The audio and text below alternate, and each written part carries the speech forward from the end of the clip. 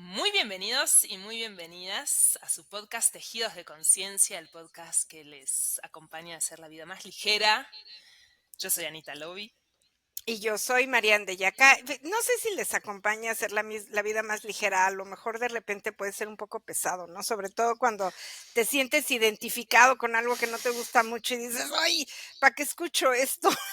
Mejor ¿Por no. qué me hacen remover esto? Ah, Pues sí, lo sentimos por todas las cargas adicionales. sí, El que es- equipaje extra que les hemos agregado lo sentimos mucho. no queremos enredar el tejido, ¿eh? No lo queremos enredar, lo No. queremos desenredar y queremos que lo miren con claridad para que puedan seguir tejiendo su vida desde la conciencia. Sí, pero sí, a veces nos tenemos que ver, tenemos que mirar esos nudos en el tejido, esas marañas que hacemos para poder ordenar. Ay, no, este hilo iba para acá, este hilo iba para allá. Vamos a ordenar este tejido. Así Ujú. es, así que hoy les traemos una nueva maraña, Un nuevo nudo. un nuevo nudo para desenredar juntos. Exacto. Y hoy les traemos este tema de cuando tenemos el deseo profundo, y creo que es algo también profundamente humano, querer lo mejor para las personas que amamos. Y Ujú. dentro de eso, de ese querer mejor, a veces sentimos que quizás a nosotros pues nos está llegando un despertar, o vemos que estamos evolucionando, que nos sentimos mejor o que estamos felices en nuestra vida, y vemos a alguien que amamos mucho que no cambia, o que simplemente se queda atorado en un lugar y quieres agarrarlo y sacudirlo y decir, ay, pero sí se puede ser feliz. ¿Por qué Ujú. no quieres cambiar? ¿Por qué no? ¿No? Y es una gran como, pues, frustración, ¿no? Desesperación. Pues sí. ¿Qué podemos hacer con esto, Marian? Fíjate que ahorita que te escuchaba, em, pensaba en, pues se me vinieron un montón de imágenes, pero pensaba en cuando nosotros queremos que la otra persona, okey, no, déjame cambiarlo de orden. Eh, por una búsqueda personal, por una intención que es totalmente individual, nosotros, podemos abrir caminos que nos permitan conocernos a nosotros mismos, ¿no? Como llevarnos al autoconocimiento y también sanar distintas partes de nuestra vida. Cuando nosotros tenemos esta intención, em, iniciamos un camino de despertar de conciencia. Lo voy a llamar así como despertar de conciencia porque, nos empezamos a dar cuenta, ¿no? Entonces, ¿de qué manera podemos, acceder a estos caminos o cuántos caminos hay? ¿Hay un solo camino para despertar de la conciencia o son varios caminos? ¿Un camino quita el otro camino o podemos hacer, que todos estos caminos que probamos, sumen a nuestro camino de conocimiento interior? Entonces, un camino puede ser la meditación por sí misma, que yo a través de meditar me voy dando cuenta y entonces en mi meditación yo puedo observar y ver ciertas cosas de mi vida. Otro camino puede ser la terapia misma. Dentro de las terapias, pues tenemos una oferta de caminos terapéuticos que es así enorme, ¿no? Hay terapias de un montón de técnicas y de cosas. Tenemos otro camino que a mí me gusta mucho, a mucha gente le gusta, a otras personas no les gusta, que es el camino de la astrología. Yo creo que el camino de la astrología es otro buen camino de autoconocimiento. La astrología, no es una herramienta para predecir el futuro. Esto es una creencia, esto es un error y se ha como mal usado, o se mal usó por muchos años y desvirtuó el camino de la astrología, pero la astrología en realidad es un camino de autoconocimiento, ¿no?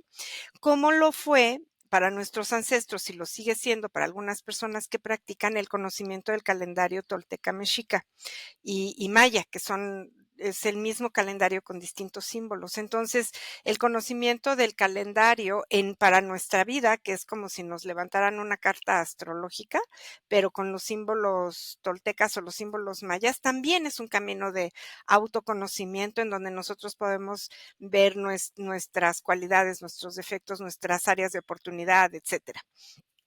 Entonces, tenemos todos estos caminos de conciencia y empezamos a tener un despertar. Se le llama el despertar, como en términos muy generales, porque literalmente se siente como cuando tenemos la conciencia dormida, vamos en la vida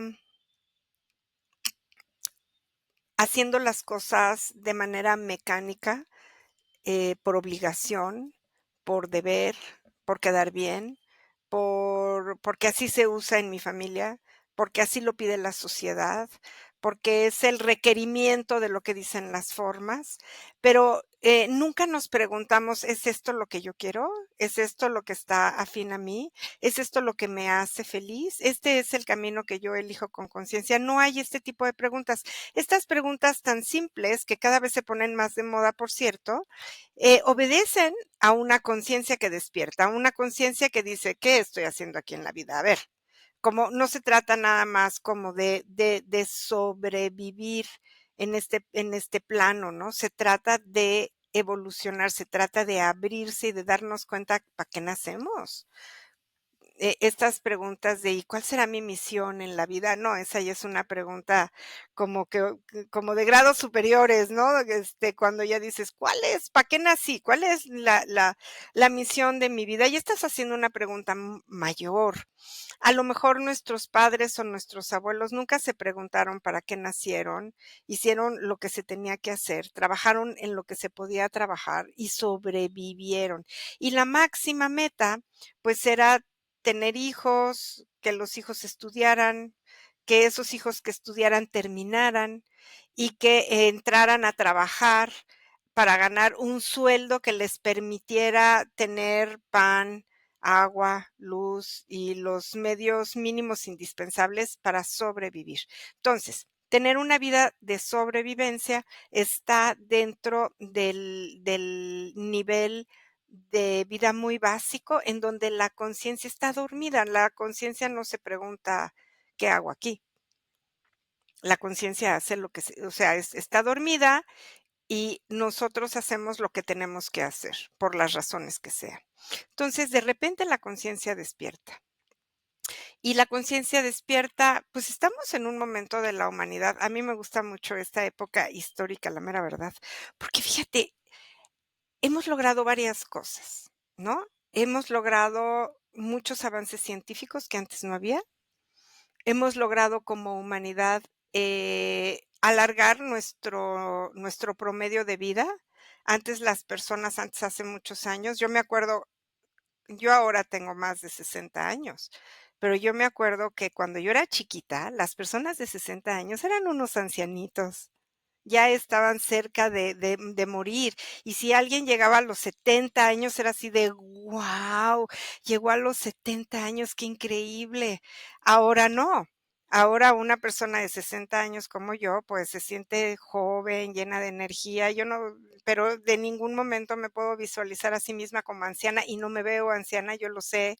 Y así como yo, hay muchísima gente que está cuidando muchísimo su bienestar y su salud y que no paran, no son imparables ante la vida, no han llegado a esta etapa de resignación que antes sí llegaban las personas mayores. Y junto con esta capacidad de poder alargar nuestra esperanza de vida, viene todo un camino que se ha ido abriendo. Y yo diría que este camino de autoconocimiento empezó a abrirse más o menos a mediados de 1800, en el siglo XIX, ¿no? Que es cuando empiezan antes de Freud, empezó a haber, por una parte, los precursores del psicoanálisis con la psiquiatría, ¿no? Del psicoanálisis, y luego vino Freud, y luego vino Jung, que abrió todavía más todo este camino, pero Jung lo pudo abrir más, el camino del autoconocimiento, cuando lo combinó y lo mezcló con las filosofías ancestrales de Asia y al psicoanálisis le metió la meditación y empezó a trabajar con los sueños y entonces abre más el espectro de la conciencia. Pero junto con estos dos, Freud y Jung, vienen también una serie de místicos importantísimos, algunos muy conocidos, otros no tan conocidos. Jung pudo abrir lo que abrió gracias a su misticismo, no a sus estudios de psiquiatría. Fue la espiritualidad lo que provocó que Jung abriera todo un camino nuevo dentro de la psicología misma, ¿no? Entonces, vienen estos místicos de fines del siglo XIX, con Madame Blavatsky, que era fantástica, era una vidente extraordinaria, con Steinberg, que era un sabio, un hombre que yo siempre he considerado que ese señor venía de otro planeta, porque qué capacidad de canalizar información y de hacer cosas. Y así empiezan a venir todos estos místicos junto con todos estos psicólogos y luego se unen científicos como Planck y empieza a abrirse todo el camino de la energía y de la energía cuántica y luego vienen todos estos científicos, este señor Einstein y toda esta cantidad de sabios que empiezan a abrir una serie de vertientes y entonces vemos cómo estos caminos empiezan a confluir unos con otros, ¿no? Y esto va a generar todo un despertar de conciencia planetaria, porque todos estos caminos que se entretejen en la base van a empezar a generar que la humanidad evolucione y que empiecen a preguntarse cada vez más las personas de qué se trata estar vivo. ¿Qué es eso de estar aquí? Ahora, que cada vez haya más gente preguntándose acerca de su vida, queriendo despertar la conciencia. La conciencia se tiene que despertar a través de prácticas. ¿Por qué? Porque nosotros nacemos con una conciencia despierta cuando recién nacemos, pero luego esa conciencia se apaga. ¿Cómo se apaga? Se apaga por lo que vamos viviendo, ¿no? Vamos viviendo una serie de eventos cuando somos niños, cuando somos bebés y la conciencia se va cerrando, cerrando y luego cerramos el corazón también y ya no queremos que nadie nos hiera, que nadie nos haga cosas que son dañinas o lo que sea y entonces nos vamos encapsulando y la conciencia ya quedó perfectamente dormida y el corazón encapsulado. Pero luego algo sucede, leemos algo, nuestro propio corazón empieza a preguntarse, a ver, espérame tantito, ¿de qué se trata la vida? Y empezamos a acceder a algún camino de conciencia. Esta chispa que se prende y que nos empecemos a preguntar puede ser generada por una enfermedad. Hay personas que despiertan gracias a una enfermedad grave, como lo fue la pandemia del COVID-19, que despertó la conciencia de miles de personas. Puede ser un accidente, puede ser un duelo, alguien se te muere. Dentro de los duelos también puede ser que una relación se termina y que no te esperabas que esa relación se terminara y entonces quedarte sin tu pareja genera un choque lo suficientemente fuerte e importante como para que o abres la conciencia o qué vas a hacer con tu vida, ¿no? Bueno, entonces pasan circunstancias, son circunstancias de O una choque. depresión, ¿no? También. Justamente, bueno, yo le quiero agradecer a Lucas, que es colombiano Mm, de Panamá, por darnos, por escribirnos y plantearnos este tema ¿no? De qué vamos a trabajar el día de hoy. Y él también es alumno del taller de ciclos que estamos haciendo ahora, mm. maravilloso, y compartió esto, ¿no? Cómo el despertar muchas veces viene después de vivir una gran depresión y darte cuenta, ¿cómo? Estoy deprimido, tengo que Ajá, salir de ahí. pero aquí valdría la pena mirar qué es lo que hace que te des cuenta que estás deprimido. Estar deprimido es una muerte chiquita y te puedes quedar en depresión muchísimos años sin darte cuenta que estás deprimido. Y hay personas que creen que no están deprimidas, ¿no? Y entonces llevas la depresión sostenida como abajo del agua y perfectamente controlada, como para que no se derrumbe tu estructura cotidiana, pero está la depresión aquí por abajo del agua todo el tiempo, todo el tiempo. Sin darte cuenta, hay una resignación a la vida misma, una resignación a ser feliz, una resignación y una renuncia. Y no te das cuenta. El tema aquí es que no te das cuenta que estás deprimido, como no te das cuenta que estás dormido. No te das cuenta, no hay esa conciencia. Entonces, algo tiene que pasar que haga esto, que te diga, despierta. Algo tiene que pasar. ¿Qué puede pasar dentro de la depresión? Porque la depresión por sí misma no es algo que sucede, es algo que está ahí como, ¿ves como las aguas de los maremotos? Que empiezan a moverse antes de que se venga un tsunami, ¿no? Entonces, está ahí la depresión, está ahí. Y esa depresión amenaza con tragarse tu vida. Y de hecho se le está tragando de manera cotidiana. Entonces, tu luz se va perdiendo, tu energía se va perdiendo y con ello, tu vitalidad, tu sistema inmunológico, tus niveles de salud, tu alegría por vivir, tu conexión con la vida, todo. Cuando estás deprimido es estar, ¿cómo lo diríamos? Es estar muerto en vida. Esa es la depresión, sobre todo cuando hay una depresión crónica. Entonces, algo tiene que pasar para que tú te des cuenta que estás deprimido y para salir de esa depresión. Eso algo que pasa, digo, a Lucas no sé qué fue lo que le pasó, pero algo le debió de haber pasado para que él se diera cuenta de que estaba deprimido y pidiera ayuda.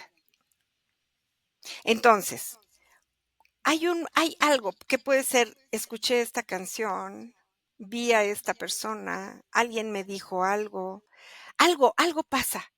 Y ese algo que pasa, que es una circunstancia, es el chispazo que necesitas para darte cuenta. Cuando te das cuenta que estás deprimido, es como, imagínate que estás en un cuarto, la depresión es como un cuarto oscuro y no te das cuenta que estás en la oscuridad y crees que la vida así se ve como en un cuarto oscuro. ¿En qué momento puedes prender una luz? Solo hasta que te das cuenta que estás oscuro. Entonces, darte cuenta es como prender una velita dentro del cuarto oscuro.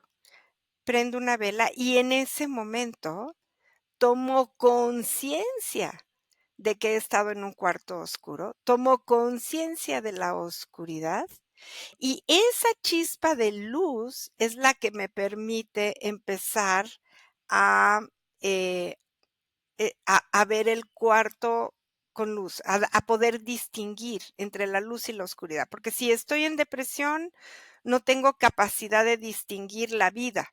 Es nada más distinguir la oscuridad de la depresión. Pero cuando yo prendo esta lucecita, entonces yo puedo empezar a distinguir la luz y la oscuridad. Antes no. Sí, soy clara con esto. Ujú. Sí, sí, claro, sí, el detonador que necesitas, el famoso tocar fondo que implica algo, ¿no? Una sacudida Ajá. para decir, ya, Ajá, exactamente. necesito salir de Exacta. acá. Necesito salir de aquí. Tocar fondo, es algo que puedes experimentar cuando estás en una depresión profunda, como lo decías tú hace un momento, cuando tienes alguna adicción también, cuando estás, por ejemplo, en una adicción de alcoholismo o de drogadicción, la única manera de salir de ahí es cuando tocas fondo. Y tocar fondo, pues es muy fuerte, ¿no? Cuando, ¿verdad? O sea, cuando tocas fondo y dices: "No, esto no puede ser así". Y entonces, cuando tú te das cuenta que has tocado fondo, es porque algo pasa que te permite darte cuenta que has tocado fondo, porque si no, no te das cuenta que estás tocando fondo. Sí, o alguna circunstancia te lo espejea, como que no puedes Algo, desempeñar algo de tu cotidianidad porque estás algo pasa, totalmente, sí. sí. Y Ujú. entonces prendes la luz y en el momento de prender la luz, la conciencia es como cuando abres los ojos en el amanecer. Es la conciencia se despierta y ahí empieza el despertar de la conciencia. Y entonces te preguntas, ¿qué hago aquí? ¿Qué estoy haciendo con mi vida? Me, te das cuenta que tocaste fondo.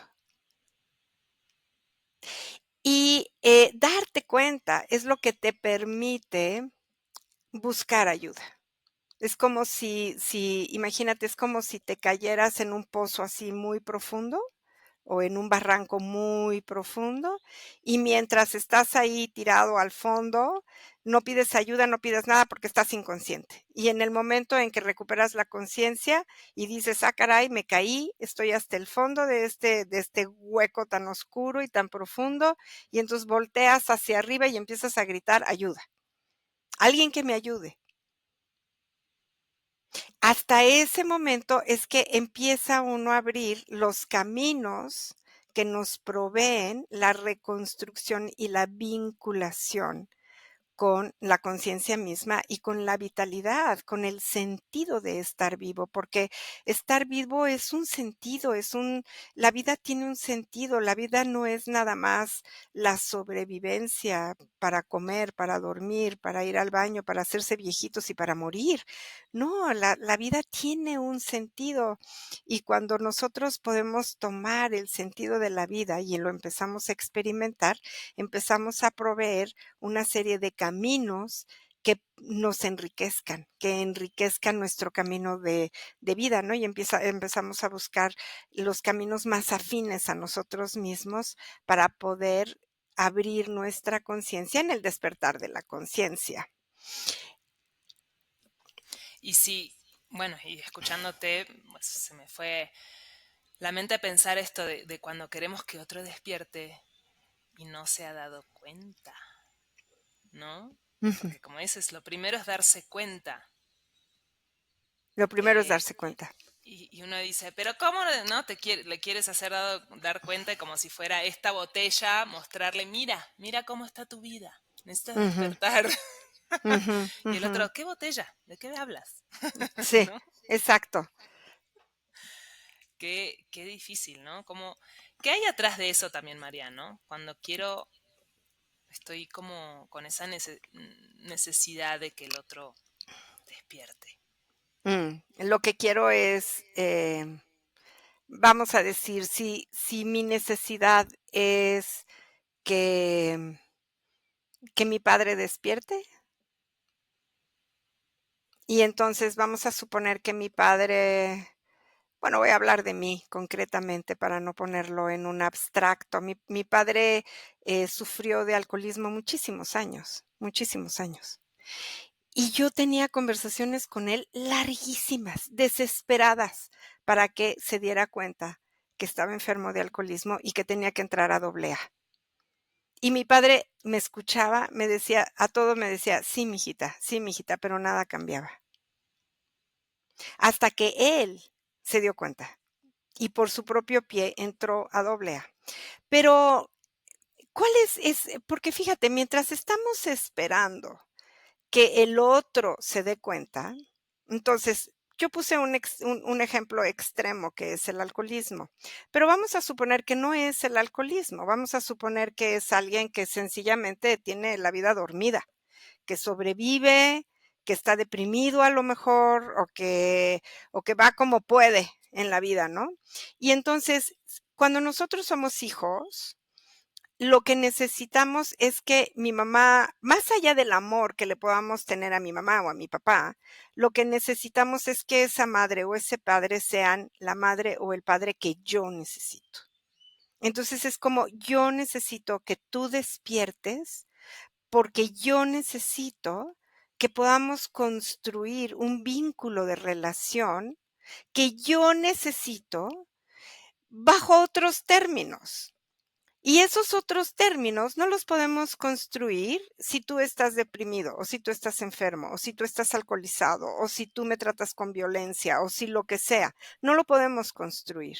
O si tú mientes, o si tú engañas, o si tú eres fraudulento. O sea, hay como un abanico de cosas, ¿no? Y entonces queremos que nuestra madre o que nuestro padre cambien. Y luego queremos que tomen el camino que nosotros tomamos, ¿no? Como mira, yo ya entré en este camino y quiero que tú entres también en este camino. Esta necesidad, y de esta necesidad de querer que los otros entren al camino que nosotros elegimos, mira, yo voy a hablar aquí de dos cosas, porque aquí hay dos, ¿eh? Una es los caminos de conciencia en los que nosotros podemos estar y podemos participar. El otro es el camino de las religiones. Si yo decido estar en una religión que a mí me encantó, que a mí me da mucha paz, que me da mucho gusto, y empiezo a querer convencer a mi familia, a mis amigos, a mi pareja, de que entren a la misma religión que yo. Y el peligro aquí es que en ese convencimiento, ya sea que sea una religión o que sea un camino de conciencia, en el convencimiento, si no quieres entrar a lo que yo sí practico, tú estás mal, yo estoy bien. Ese es el riesgo. Y entonces, pues caemos en un lugar en donde hay mucho juicio, yo estoy bien, tú estás mal. Hay descalificación, yo estoy bien, tú estás mal. Y también hay exclusión. Si tú no quieres entrar a mi religión, a mi iglesia, o si tú no quieres entrar a los mismos caminos de conocimiento a los que yo estoy entrando, entonces te excluyo de mi vida, te critico, te enjuicio y mato la relación.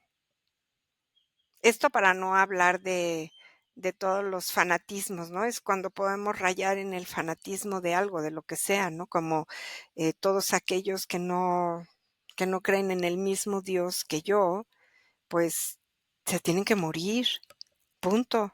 Es como, hay que tener muchísimo cuidado con los fanatismos, ¿no? Y lo hemos vivido a lo largo de la historia y lo seguimos viviendo ahora, ¿no? Con todas las religiones árabes, con Hitler, con lo que pasó con los judíos o con lo que pasó con todos aquellos que, porque no eran nada más los judíos, también eran los polacos y los checos y no eran solamente los judíos, ¿no? En los campos de concentración era todo aquel que no fuera alemán y que no tuviera la sangre aria, era la que había que aniquilar.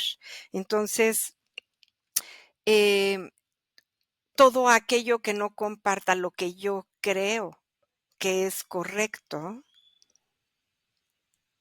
si nosotros nos paramos en este lugar, pues estamos incurriendo en prácticas de enjuiciamiento, nos volvemos inquisidores, nos podemos volver asesinos, no de las personas a lo mejor, pero sí vamos a matar las relaciones. Te voy a sacar de mi vida porque no compartes la misma forma de pensar que yo tengo. Y hay muchas maneras de justificar esto.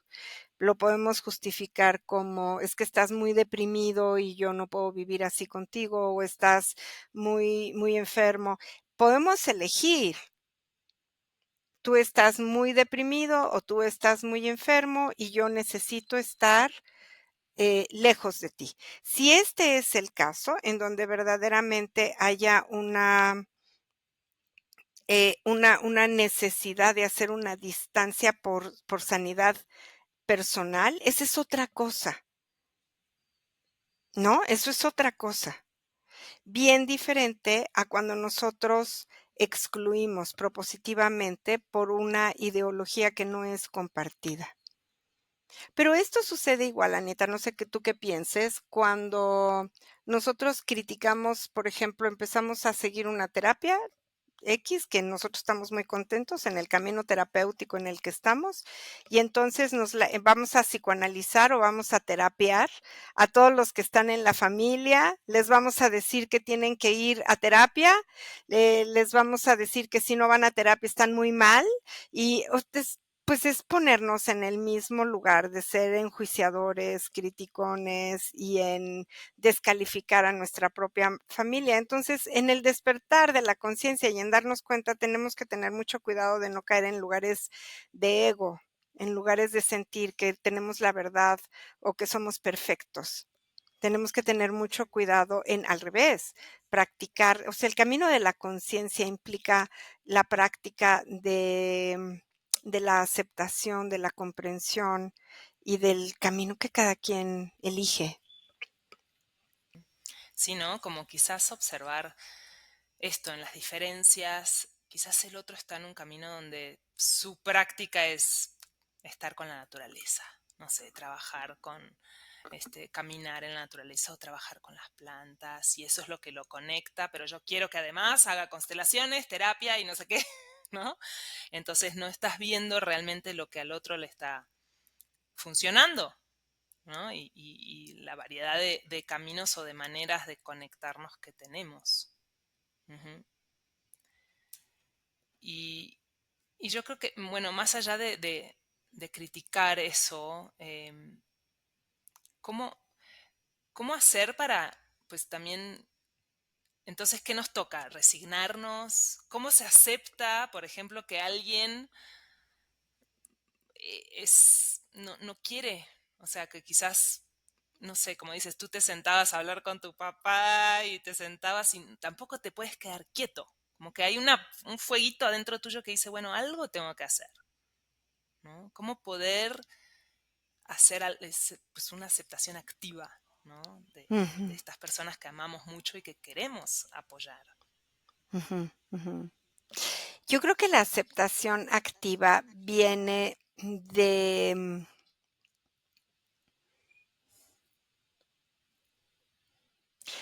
observar qué es lo que pasa con el otro, comprender desde dónde viene y confiar en que si esa persona se da cuenta, si esa persona quiere despertar, pues va a despertar. Y que si no, pues no. Y en esta vida, pues aceptar así, pues en esta vida no le toca, o no quiere, o no se abre a esa posibilidad, pero verdaderamente a aceptarlo y tomar, pues, lo que sí nos pueda dar, reconocer lo que sí nos puede dar, y lo demás, pues, dejarlo con la persona. Y también, generalmente cuando queremos que el otro cambie y estamos así muy insistentes, es porque necesitamos, un tipo de relación que no es el que sí hay. Entonces, vamos a poner que tenemos un tipo de relación con el padre o con la madre que es muy violenta, y queremos un tipo de relación que sea respetuoso, que sea digno, más amable, ¿no?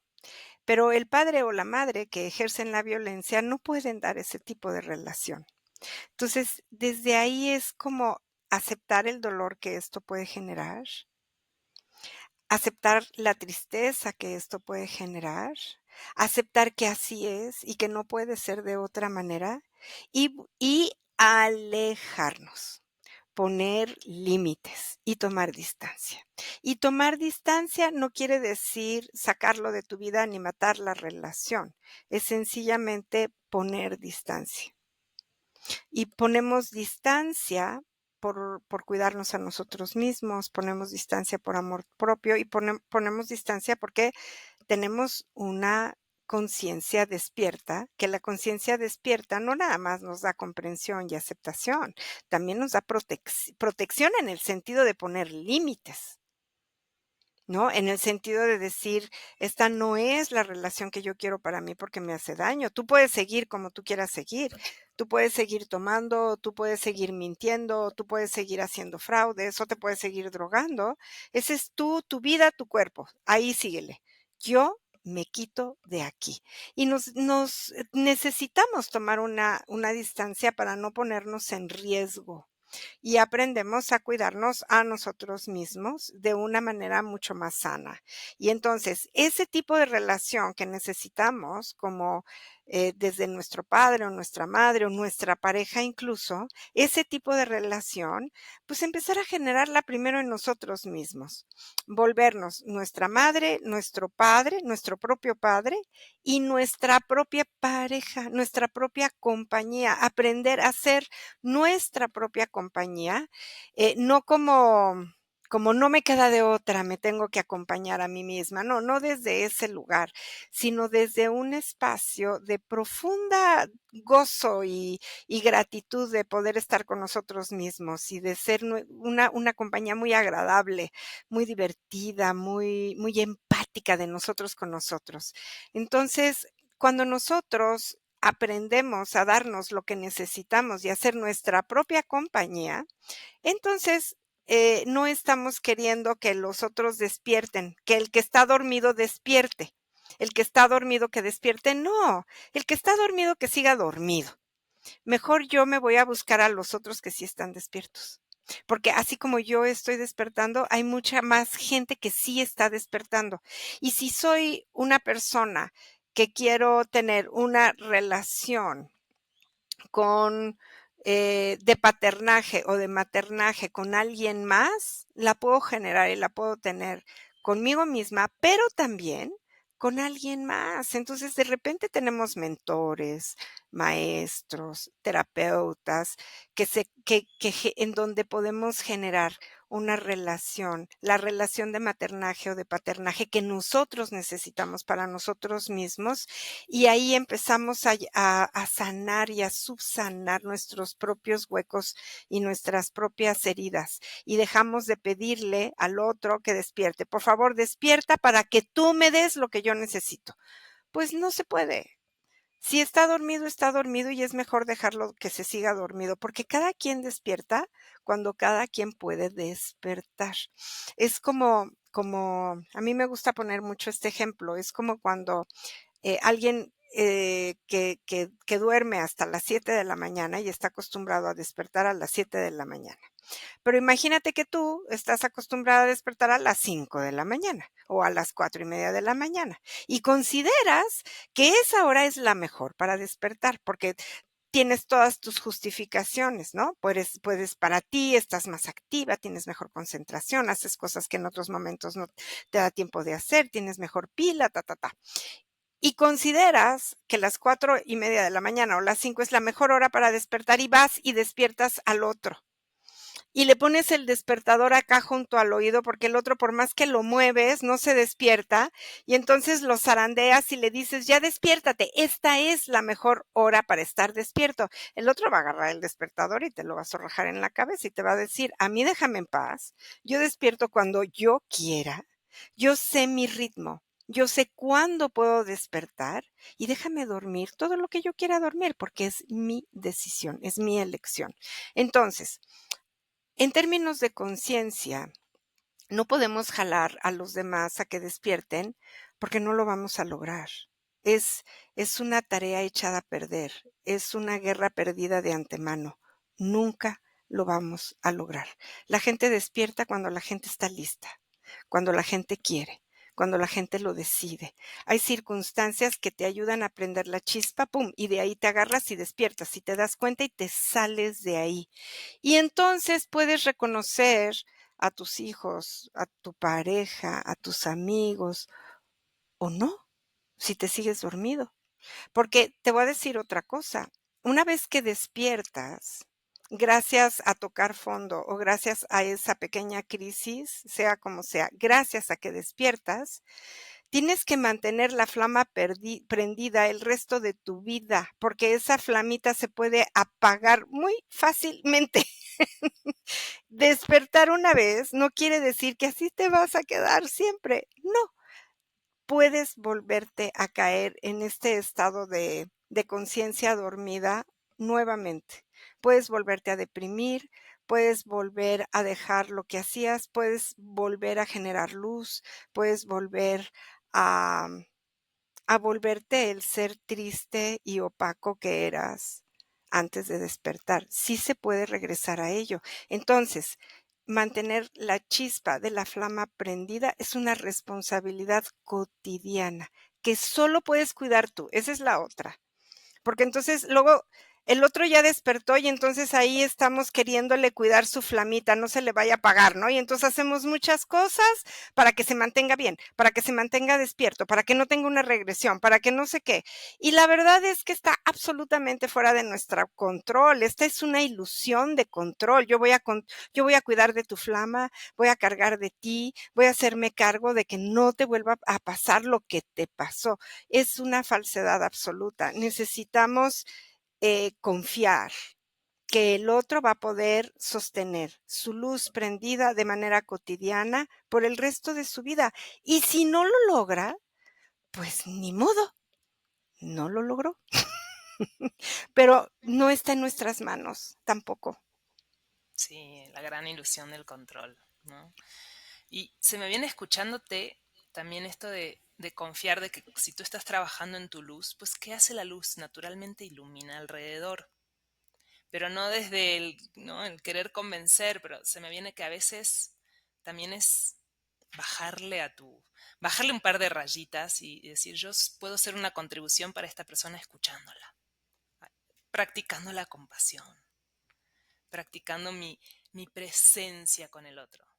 Decir, pues aquí estoy para ti, seas como seas, estés dormido, estés despierto. Practicar la paciencia también, la paciencia infinita con el otro. Y tomar, también se me viene esto de que si tú te ordenas, si tomas tu lugar como hijo o como pareja, pues naturalmente el otro también se va a ordenar en esa nueva, en el límite que le pongas o en el, ¿no? Que tú te ordenes también genera un orden alrededor. Sí, sí, pero eso no quiere decir que el otro se va a ordenar necesariamente. O sea, tú te ordenas, es cierto, y fíjate, es como lo que estás hablando es desde la coherencia y desde la congruencia. Entonces tú eres coherente contigo, con todas tus prácticas y con quien tú eres, y desde ahí vas a generar prácticas congruentes con esa misma coherencia de tener activada tu propia luz. Esa luz va a iluminar el entorno, eso es muy cierto. Eso no quiere decir o no tiene como resultado forzosamente que quien es tocado por la luz va a tomar la luz y va a despertar. Es probable que sí, es probable que no, es una oportunidad, sí es una oportunidad, porque a veces nuestra propia presencia, sin que nosotros tengamos que hacer las cosas para que el otro despierte, esa es la otra vez. Es como, mira, yo estoy aquí para ti, para que tú despiertes. No, pues eso es otra vez querer controlar. Mira, yo estoy poniendo toda mi vida en orden para que tú te des cuenta y evoluciones. Control, otra vez. No, es como, este es quien yo soy, este es mi orden, estos son mis límites.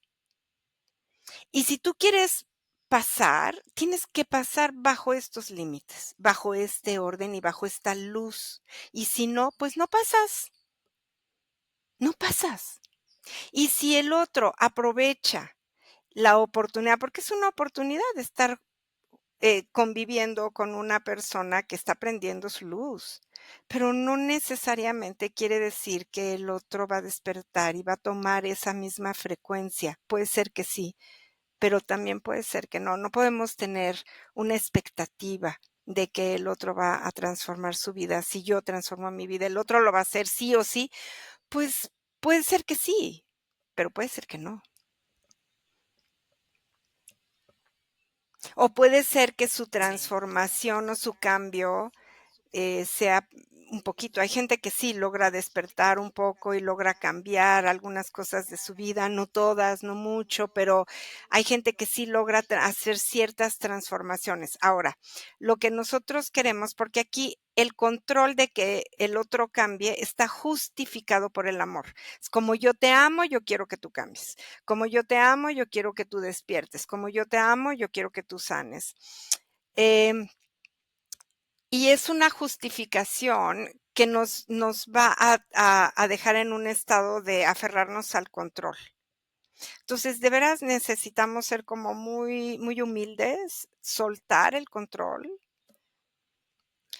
y aceptar. Es que la práctica de la aceptación es importantísima. Aceptar que si el otro va a despertar está bien y si lo va a hacer, que lo haga por él mismo o por ella misma, no por mí. Esto es muy importante, porque cuando yo quiero que el otro despierte por mí, no estoy pensando en el otro, estoy pensando en mí. Es por el otro, es por la vida del otro, es para que el otro deje de sufrir, porque en el estar dormido o en el estar deprimido hay un un vacío tremendo de su y un estado de sufrimiento del alma bien profundo. Entonces, nosotros, claro, quisiéramos que dejaran de sufrir, pero es su elección, es su elección. No podemos controlar ahí nada. Como que uno de los grandes aprendizajes sería entonces soltar mi deseo de que el otro cambie, despierte, que hasta podría ser la misma medicina, es Fíjate que soltar. Fíjate que ahí te voy a hacer así, te voy a decir algo. No es soltar el deseo, es soltar el control. ¿Cómo yo puedo tener en mi deseo que haya luz en la humanidad? Por ejemplo, ahora vamos a ponerlo en grandote. Yo tengo el deseo de que la humanidad como humanidad despierte. Es mi deseo y puede ser un deseo muy puro, muy desde mi corazón, pero no lo puedo controlar. Pero sí puedo sostener mi deseo. Yo puedo tener el deseo de que mi familia no haya sufrimiento, o no haya tanto sufrimiento, o que mi padre despierte, que mi padre se sane, que mi madre despierte, que mi madre se sane. Es mi deseo, pero sin control y sin determinar que su sufrimiento, o su, oscuridad, o su conciencia dormida determinan la mía. ¿Ves? Porque cuando controlamos, estamos determinando que yo dependo de su despertar para yo despertar, de su felicidad para yo ser feliz, de que ellos me den lo que yo necesito para yo poder estar muy bien y feliz y en evolución. Todo eso necesitamos soltarlo. Pero el deseo de que el otro esté bien y que deje de sufrir es un deseo que sí se mantiene vivo, Anita, porque ahí está el amor, ahí está la compasión. Lo que no es es un deseo genuino desde el alma, no es como el desear, chocolates o el desear no va por ahí, ¿no? Es un deseo genuino de querer el bien para el otro, para la otra persona, de querer luz para la otra persona, pero es soltar el control. Entonces Y quizá nuestra contribución también podría ser la oración, como pues orar, así como tú oras por tu propio crecimiento, por tu propia luz, por el de tus hijos, por el de tu pareja, por el de tus padres, pues también es una contribución. claro, pero orar no quiere decir controlar. Volvemos a lo mismo, ¿no? La oración, claro que puede ser muy, muy hermosa. ¿Cuántas veces has escuchado a personas que se ponen a hacer oraciones de oración para que alguien no se muera? Pues eso no funciona porque la persona se va a morir. ¿Por qué no hacer cadenas de oración para que la persona se muera consciente, para que trascienda en amor, para que trascienda pidiendo perdón, para que se vaya satisfecho y feliz por lo que dejó en esta vida? No escuchamos eso, ¿no? Escuchamos como para que no se muera. Y en el para que no se muera hay un control. Yo no quiero que esa persona se vaya porque yo no quiero sufrir. Entonces, todo tiene que ver con el control, ¿verdad? Incluso la manera de orar. ¿Desde dónde oras? ¿Cuál es la intención? Es como cuando nosotros hacemos nuestras prácticas de meditación, siempre ofrecemos los beneficios de las meditaciones a las personas. Ofrecer los beneficios de la meditación y la luz de la meditación para todos los seres es orar por la luz para este planeta. Y sí se vale, por supuesto, como bien dices, orar, pero los resultados que y querer que esto suceda sí o sí, o porque si no sucede, entonces todos están mal y yo estoy bien porque yo te deseo lo mejor, ahí es a donde ya la cosa se nos patina un poco. Sí, y se me viene a la mente también cómo poder atravesar esta, bueno, o cómo podemos integrar quizás, qué necesitamos hacer con esta pregunta de ¿y si nunca cambia? Ujú, pues nunca cambia. Es que cuando tú te preguntas, ¿y si nunca cambia? Lo que está atrás de esa pregunta es un control, otra vez. Yo medito para ti para que tú cambies. Y entonces me pregunto, ¿y si nunca cambia? Yo transformo mi vida para que tú cambies. Y me pregunto, ¿y si nunca cambia? ¿Por qué hay un deseo? Que este es el deseo que sí necesitamos soltar, el deseo de querer cambiar al otro. El deseo de relacionarnos con el otro como si el otro está mal y yo estoy bien y por eso yo necesito que tú cambies o yo quiero que tú cambies. Y de ahí viene la pregunta, ¿y si nunca cambia? Pero la persona no tiene por qué cambiar.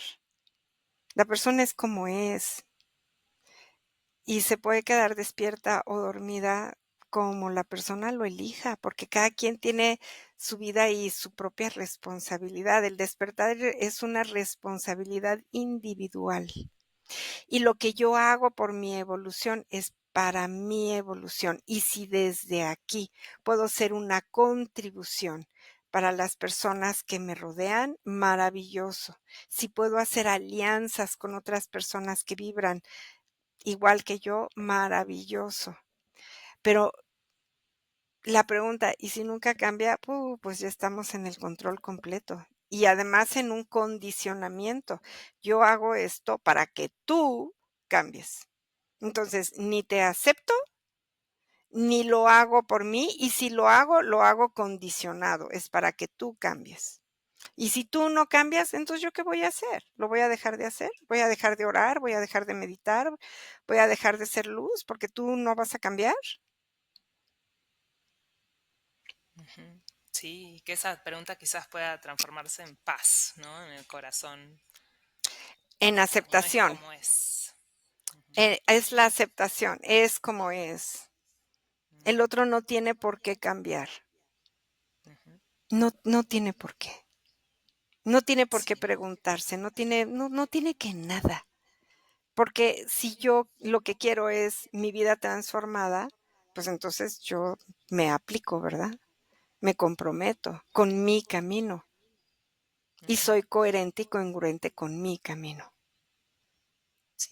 Pero no lo hago para que otros, Ujú, porque eso es exacto. poner la causa afuera Ujú, y no adentro.